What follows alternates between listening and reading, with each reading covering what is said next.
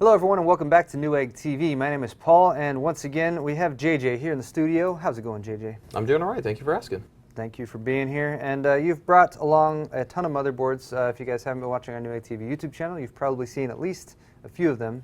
If you have been watching, maybe I should rephrase that. But what we're here to talk about today is the workstation boards. Now these are both based on the 1150 socket, so these are going to be compatible with Intel's new 4th generation core processors, aka Haswell, but these are probably more suited to the Xeon processors that will also be based on the 1150 socket. Would that be accurate? I would say to a degree, but definitely not necessarily more suited. We do have a strong amount of people that also appreciate, I think, the feature set and the functionality and even the expansion capabilities of WS and kind of their more clean focus, giving great reliability, more flexibility in terms of certain expansion support for different types of configurations. Interestingly enough, I think we see from a segmentational usage we actually have about split. We have people that are definitely even gamers, general enthusiasts, SOHOs and SMB kind of users, prosumers that appreciate it, and we even have a segment of gamers that are going towards multi-GPUs that actually like to use WS boards. But definitely in terms of a lot of the segmentational feature set and design philosophy, it's going to be closer to the people that are in the content creation space, professional productivity and things along those lines, and that complements, of course, the Xeon architecture as well as the feature set of what the Xeons bring to the table. All right, so we have two boards here. We have the P90WS and we have, this is the Z87WS as well? That's correct. All right, so the P90 is actually using the C266 chipset. Yeah, 22.6. 22.6, I keep getting that one confused. It's not quite as easy to remember as Z87, but 226 right here, and then we also, of course, have the Z87 over there. And one quick note to mention, in case you guys are looking at the design and the layout of these boards, this might seem a little sparse. There's actually, these are kind of early production models that we're working with here, so there will be an extra element that goes on top of that there. Let's talk about design philosophy. That's always a key point with the ASUS boards. When you're talking a workstation board, let's say in comparison to, say, your typical mainstream board, what are the considerations that goes into the design for a workstation-specific board? That's a great question, and first and foremost, I think it's the overall focus at how we bring about the design for the motherboard as a whole.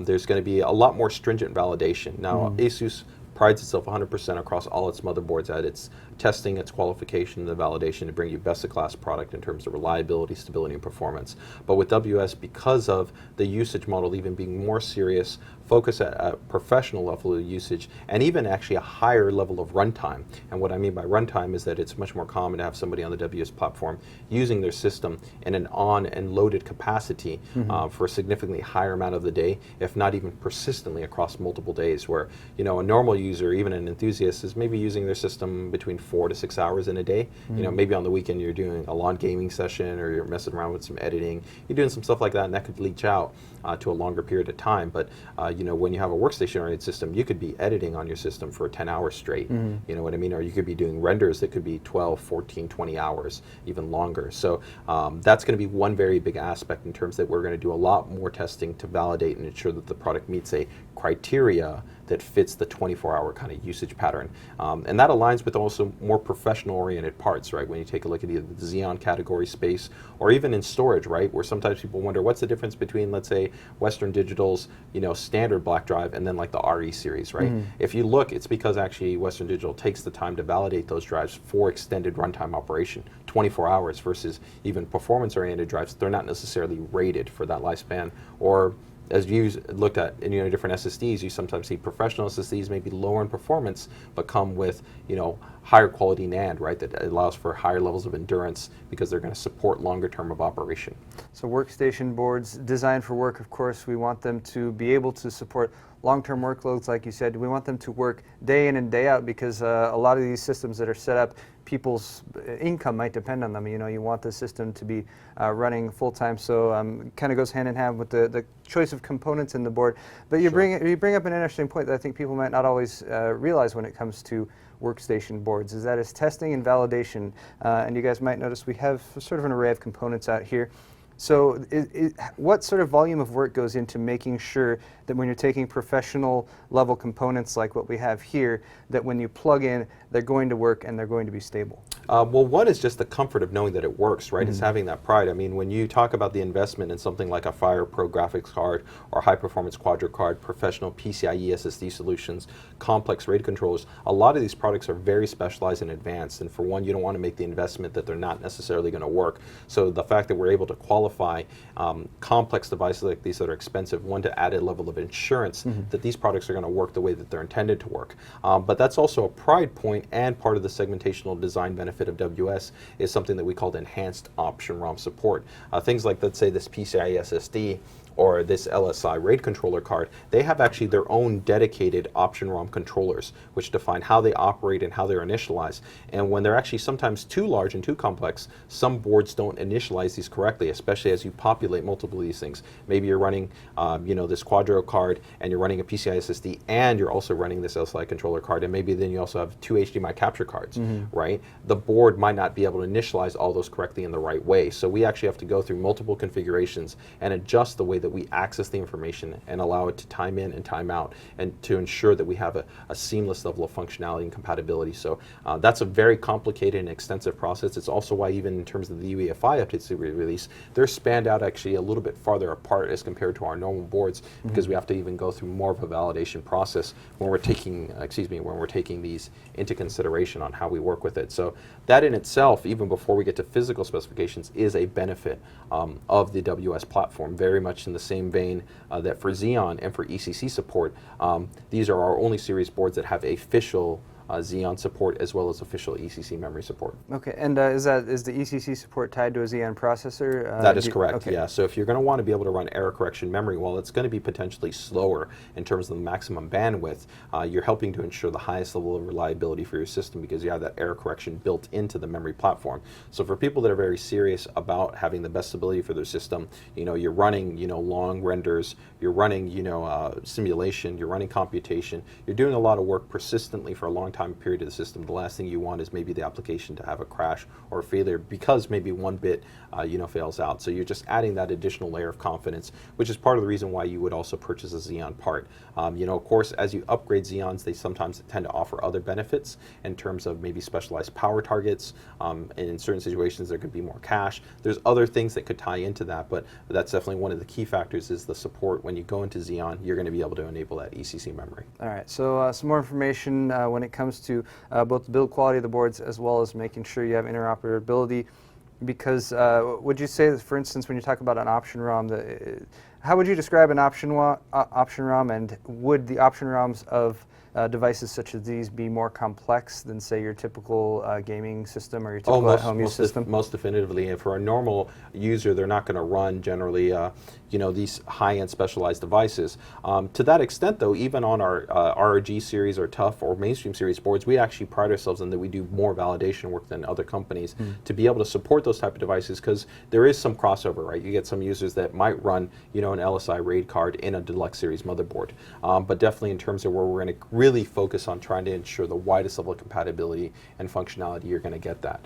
And tying into your original question in terms of other kind of design philosophy points, it's also focusing on certain points of expansion and connectivity that are important to that segmentation. So one of the hallmarks of WS is generally going to be improved expansion over the standard chipset series. That's definitely one of the call-out points of the C-series chipset, is where you have more PCI Express lanes available as opposed to the default 16 that are on Z87. The Z87 WS has also been a hallmark board to carry this over to a higher degree, because we generally always include a PLX to be able to support three-way and four-way configurations, which complement the high-end gaming demographic. But at the same time, you could imagine, hey, maybe I run 3 HDMI capture cards in there. Maybe I'm even running 4, and I also can take advantage of maybe the integrated IGP, because maybe I just need that for monitor outputs or even acceleration within certain applications. Not a lot of people know that the Xeon graphics iGPUs are ISV certified.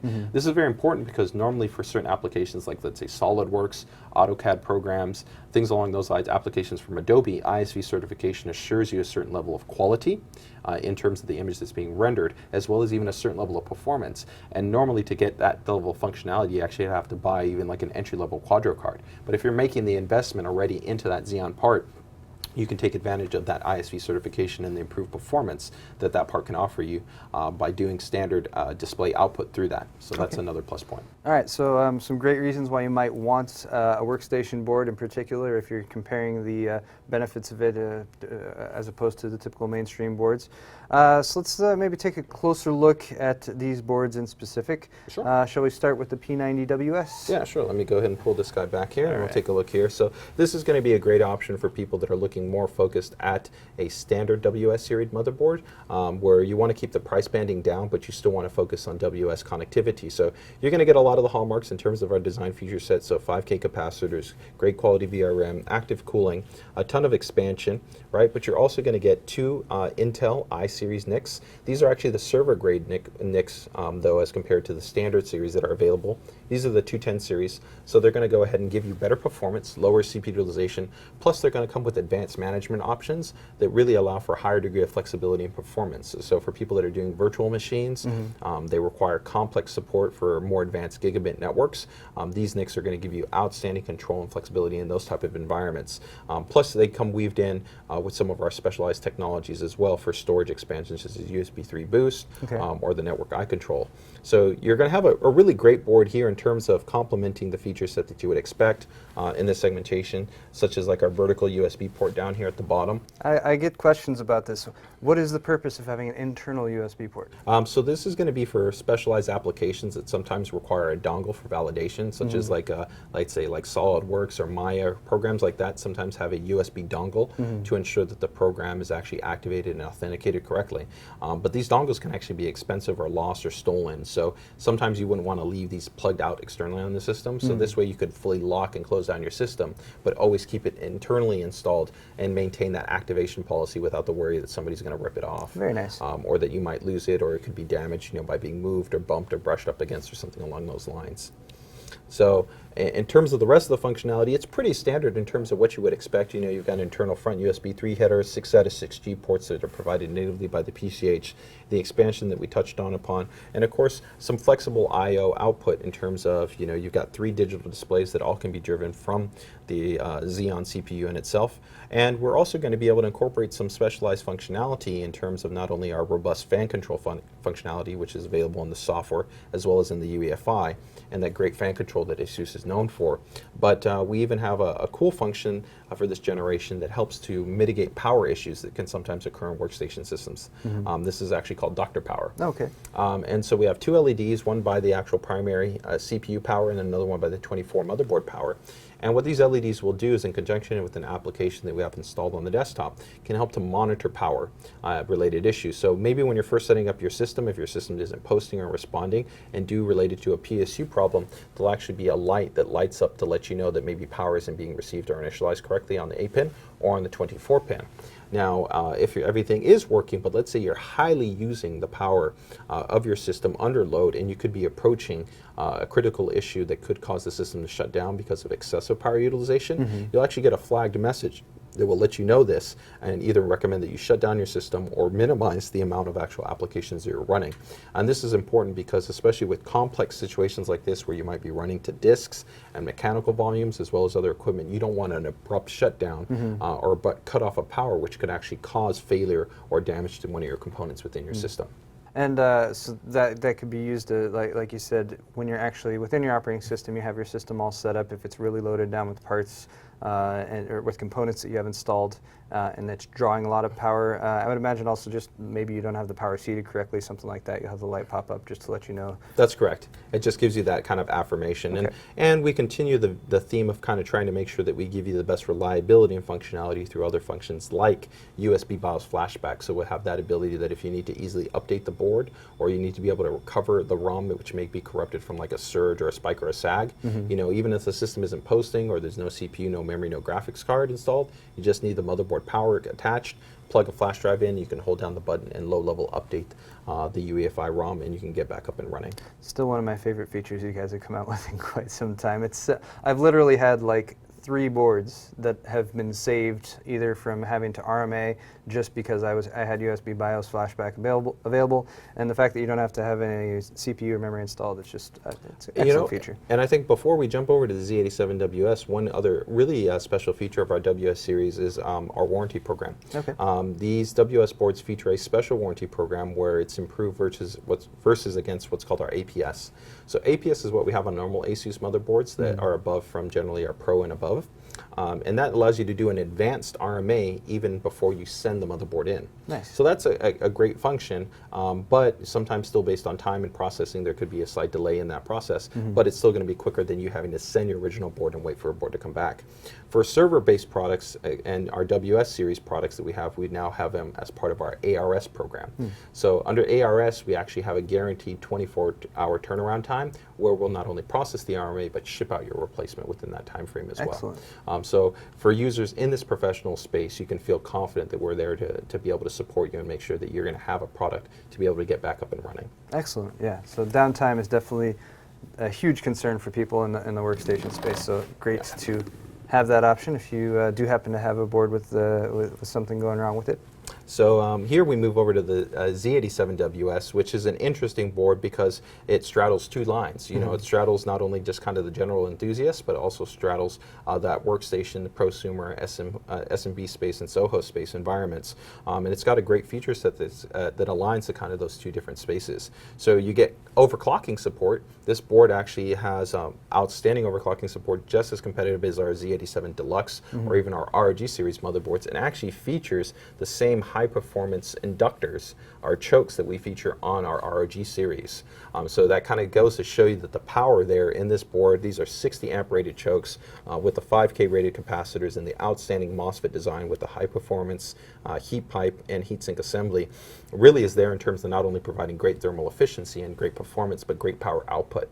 So whether you're running this board at stock and just looking for outstanding efficiency, or you're overclocking this board to either give you better performance in content creation applications, because the truth is, if you're rendering at 3.5 gigahertz versus rendering at 4.6 gigahertz, guess which one's going to render your files that much faster, That's right? going to save you a lot of time, definitely. And it's going to save you some time. So this can be beneficial to not only the gamer and the enthusiast, but also even to the content guys. So this board has a lot of flexibility in it just because of the chipset. Now, technically, the P9DWS has more PCI Express lanes than the standard Z87 chipset, hence more PCI Express slots on that board than what you normally get. But with this board, we've gone ahead and expanded on them even further through the inclusion of a PLX Gen 3 chip. Okay. So that gives you, of course, the ability to have 3-way and 4-way SLI support, as well as 3-way and 4-way Crossfire support, or you just have more expensive connectivity so that you can take advantage of the products that we have here, whether it's like a PCI SSD, a RAID card, multiple capture cards, or multiple, compute-oriented cards where you're doing GPU acceleration or GPU compute workloads. Those can be really bandwidth intensive. Correct, and that's where we can take advantage of having more PCI Express lanes and the Gen 3 lanes that this is enabling. So that's a huge call-out point, but in that same way, we keep a lot of symmetry. You're still going to get the dual Intel NICs, and they're the same class and same level of performance benefits that give you lower CPU utilization, better throughput. They even actually run cooler than the previous generation. Nice. So overall, you get the best of the best in terms of NICs that are really focused at a high degree of professionalism in terms of the functionality and the features that you have, and even in terms of flexibility. If you think about it, you could of course run one to a local NAS or SAN type configuration, or to another system for point-to-point rendering from one system to the other, while still keeping the other one open to directly tie you into your internet. Now, most users wouldn't be able to saturate their connection while connecting to the internet and downloading files, and then maybe also sending an image across the network. But that's where a dual type of configuration like this can be beneficial. And you can see in terms of the connectivity, it's very rich and extensive. You've got, of course, USB 3, supporting advanced functions like USB 3 boost and USB charger. But then you even, of course, have benefits like eSATA 6G, so for those professional users using enclosures that need that type of support. eSATA 6G is actually very fast. It's in some situations it can be even faster than USB 3, but with our USB 3 boost technology, they're both going to give you the best performance that's available there for the content creation guys out there, or people that need serious high performance external storage. Very nice. And you also have triple display capabilities out of here via the iGPU? Correct. And once again, you can leverage the improved graphics architecture that's part of the Haswell CPU design and that ISV certification that's present there. That really shows kind of the massive flexibility of different implementations of this board. I feel like you could see like a crazy high-end gaming system in here with a quad or like a 4-way SLI or Crossfire X configuration, but you could just as easily see somebody using your internal graphics, being able to output to 3 monitors for productivity, and then populating all of these with high performance, whether you're talking about storage devices, capture cards, cards, capture cards, something like that. So yeah, definitely. And even speaking to that, of course, then we have the full extensive Fan Expert 2 technology, where we feature all the fan controllers being fully adjustable in the UEFI, as well as in with the software environment, so that you can keep your workstation environment or your gaming system cool and quiet, and you're going to have all that control flexibility you're looking for. We've got an extensive level of connectivity here, so 10 SATA ports that are on the board. Now, we feature a very special controller on here, and this actually is our this is our SSD caching 2 technology controller. Now, the cool thing about this is that outside of just serving for standard connectivity like maybe an optical drive, like a Blu-ray burner to be able to back up all your content and archive and produce professional media. You could use it, of course, for expanding and adding SSDs or mechanical hard drives. But if you're looking for high-performance storage array configuration, this is where SSD caching 2 comes into play. Now, the chipset will natively provide you SSD caching, but it's limited to a certain capacity and will only work for a certain volume. With SSD caching 2, we can aggregate multiple SSDs with a single mechanical hard drive to continue to improve the performance. So you could imagine maybe you're doing uncompressed 1080p video, 2K, even 4K video, maybe even 5K video with some of the latest generation of high-performance recording equipment, high-resolution audio, right? You're going to need the physical space of a hard drive, but you're going to need to be able to improve its read and write performance. So you can imagine I could have a 2 terabyte, 3 terabyte, 4 terabyte drive. I could start off with maybe like a 64, like 128 gig, 240 gig SSD, and improve the read and write performance from the drive. But if I need to continue maybe pulling multiple camera angles and reading them at one time, I might even be able to push the reading performance even further. So I could take up to 1, 2, and even 3 SSDs and keep stacking the actual aggregated performance on top of that single mechanical hard drive to improve a really robust level of performance. So you get that complementary experience of having the high amount of capacity that the mechanical volume can give, but we try to give you the best performance of what's possible through aggregating those SSDs. So the SSD, would those effectively be like in a RAID 0 configuration? It's not like in a RAID 0, but it's essentially utilizing them to composite, to work with them. So they're not individual spaces, but the great thing about this is that we're taking a really complex level of functionality and make it really, really simple for the user. So all they need to do is go with an AI Suite 3, and it'll show you your mechanical hard drive, and every time you attach an SSD, even if it's not partitioned or formatted, it'll detect that it's available, and you can add it to the SSD cache configuration. So you can add one, then you could add a second one, then you could add a third one. And you could all do that at one time, or if you need, as you evolve your work model, right, you can go ahead and keep just adding them to keep getting more and more performance. So you're essentially adding more high-speed caching capacity available there, and then it's all, of course, still backed up on your mechanical drive. Yeah, so ultimately you get really that benefit of taking advantage of that. And so that shows you the robustness in terms of the storage performance options that are available on this board. Very nice. And even with that, we also support the latest generation of mSATA, and this is actually the first board on the market that's been released that gives you mSATA 6G native support. So normally, in the past when you've had mSATA support, while it's been not really utilized in the desktop space, and the WS segmentation, we see value from it because there's so much storage needs that it could simplify users having an onboard caching solution that they could easily work with in terms of storage devices. Most standard users, we don't put it on other boards because they want to go with the price to performance ratio as well as the diversity of different controllers that are available in standard SSDs. But with this option still, you get the ability to have a native mSATA 6G solution. You can dock it in there and then use that as a full primary OS volume. You could use that as a rescue recovery volume. You could use it for a cache volume with the Intel ports with the mechanical drive. Okay. So you could even have multiple SSD cache configurations, right? You could be running off of a PCI SSD, have this one as one primary render farm, right, where you're storing previews, and then you could have maybe a secondary render farm for different workloads. Maybe you're doing both audio and video editing, you're doing photography, whatever it might be. A huge amount of flexibility you have with the storage configuration. Yeah, you said it. I'm just imagining all the different possibilities for setting up different storage configurations because, as you probably know, we shoot a lot of video here, and I think we should possibly integrate one of these boards into our. Yeah. So this board will also feature the Dr. Power design implementation that we Okay. talked about, and a lot of the other Z87 features, such as our 4-way optimization technology, which we've done video on, and our AI Suite 3 feature set. So overall, you can definitely see that it's a premium board. Really gives you a diverse set of feature sets. So if you're a high-end gamer, you're a general PC enthusiast, or you're somebody that's focused being serious about content creation, or in that professional space, WS board is going to take care of you there. And there you have it. So a couple excellent options for you guys if you're looking for a workstation-oriented board.